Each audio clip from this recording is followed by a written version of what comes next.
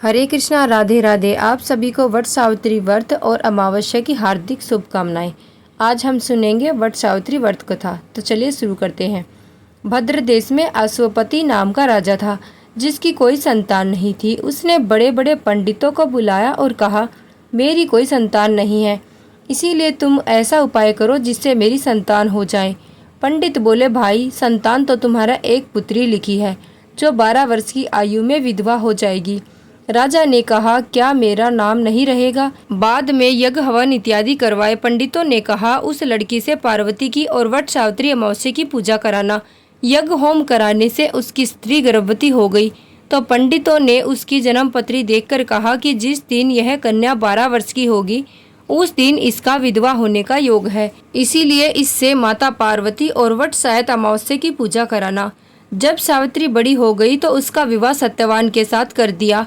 सावित्री के सास ससुर अंधे थे, वह उनकी बहुत सेवा करती थी और सत्यवान जंगल से लकड़ी तोड़ कर लाया करता था।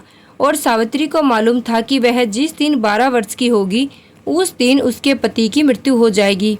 जिस दिन वह 12 वर्ष की हुई तो वह उस दिन अपने पति से हाथ जोड़कर बोली, आज मैं भी आपके साथ चलूंगी। सत्यवान बोला, तू मेरे साथ चलेगी तो मेरे अंधे माँ बाप की सेवा कौन करेगा? अगर वह कहेंगे तो मैं तुझे जरूर ले चलूँगा। फिर वह अपने सास ससुर के पास गई और जाकर बोली, आप कहें तो मैं जंगल देखने चली जाऊं। वे बोले, बहुत अच्छी बात, चली जा। जंगल में जाकर सावित्री तो लकड़ी तोड़ने लगी और सत्यवान पेड़ के नीचे छाया में सो गया। उस पेड़ में सांप रहा करता था, उसने सत्यवान को डस लिया।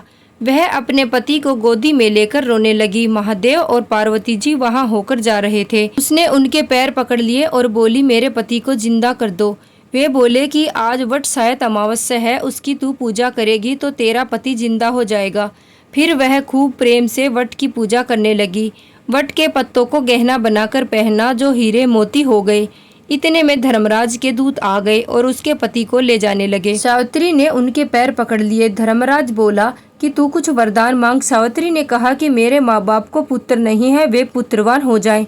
धर्मराज बोले कि सत्य वचन हो जाएगा। फिर वह बोली, मेरे सास ससुर अंधे हैं, उनके नेत्रों में ज्योति भर जाए। धर्मराज ने यह वर भी दे दिया, पर सावित्री ने धर्मराज का पीछा नहीं छोड़ा।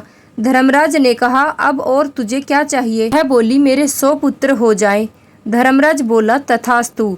फिर वह सत्यवान को ले जाने लगे। तब सावित्री बोली कि हे महाराज, आप मेरे पति को ले जाएंगे तो पुत्र कहाँ से होंगे? धर्मराज ने कहा, हे सती, तेरा सुहाग तो नहीं था, परंतु वट सावित्री अमावस्या करने से और पार्वती की पूजा करने से तेरा पति जीवित हो जाएगा। और सारे नगर में ढिंडोरा पिटवा दिया कि कहते सुनते जेठ की अमावस्या आएगी, जब वट की पूजा जरूर करना और वट के पत्तों का गहना बनाकर पहनना। बायना निकालना हे महाराज। जैसे वट सावित्री अमावस्या ने सावित्री को सुहाग दिया, उसी प्रकार सबको दियो। जो भी इस कहानी को कहता सुनता है, उखारा भरता है, उसकी सब मनोकामनाओं को पूर्ण करना। वट सावित्री अमावस्या को वट सावित्री व्रत और वर अमावस्या भी कहते हैं।